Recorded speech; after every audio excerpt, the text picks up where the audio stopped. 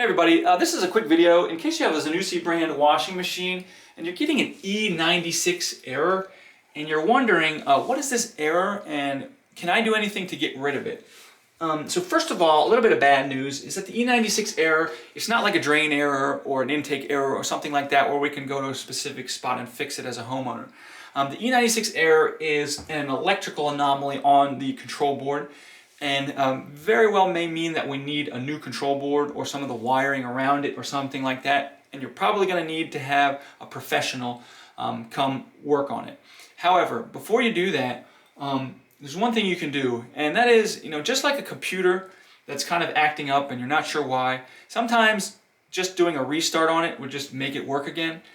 You should definitely try that with this washing machine before calling a technician. So to do that, all you need to do is turn it off and then cut power to it completely. So that means either unplug it from the wall or turn it off at the breaker. Once you've done that, you can restore and leave it off power for a full minute.